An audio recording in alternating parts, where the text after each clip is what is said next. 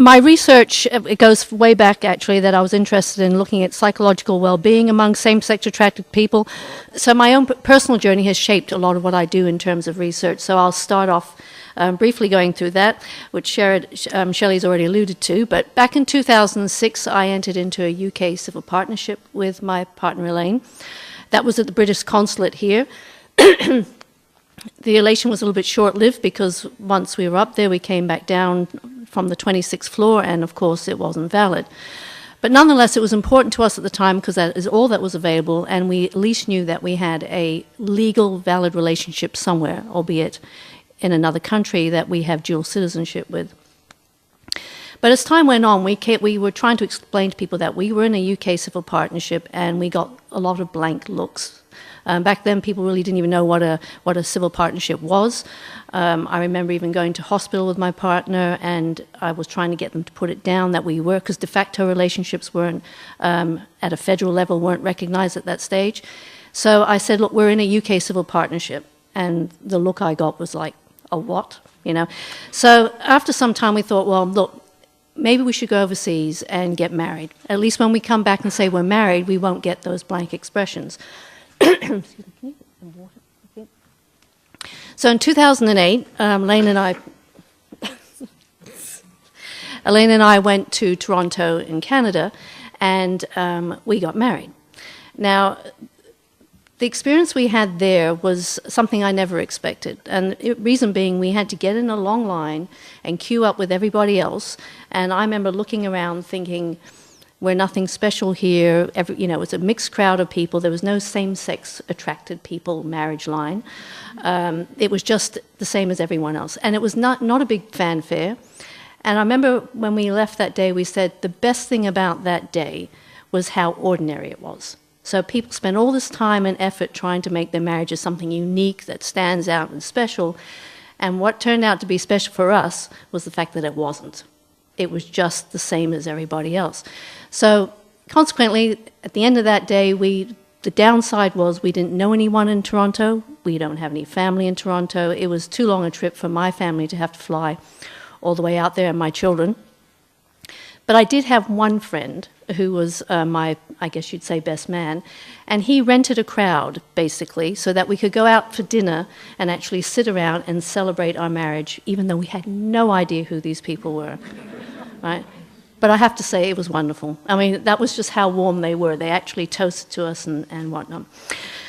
So coming back to Australia, of course, that was that down again, because we come back with this elation and find that we're still not recognised in this country. But the upside was, when we went to our families, we said to them, how do you feel about it now that we're married? And although they didn't want to tell us back when we only had a civil partnership, I shouldn't say only, but when we had a civil partnership, they said to us it made all the difference to them, that they understood that it was something they could relate with, whereas a UK civil partnership was something they couldn't or didn't. And what we also noticed, whether it was probably conscious or not, is they put up our wedding photo, but they never had put up our civil partnership photo. And I haven't ever said that to them, so I'm hoping maybe if they see this now that it's being recorded, there might be a problem, but we're not offended by it in case you're listening. So while this was happening, at the very same time, I noticed in the newspapers there was the articles coming out saying gays don't want to get married. And it seemed like this was based on some people who had actually bothered to speak to a neighbour up the road, and apparently the two gay men down their street didn't want to get married. So that was evidence enough that this applied to the country as a whole. So at that point, I thought, this is ridiculous. We need to do some research through the university to actually just sort of see the extent of popularity of marriage amongst the same-sex attracted population. Now, we were already doing a lot of research anyway in the area of well-being on so many issues in relation to same-sex attraction. So we thought what we would do then is include some measures or questions specifically on marriage, which is what we did. That was back in 2009.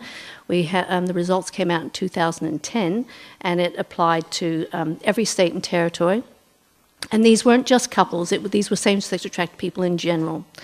And what we found was, obviously, the younger the person, the more likely they wanted to get married over any other type of relationship.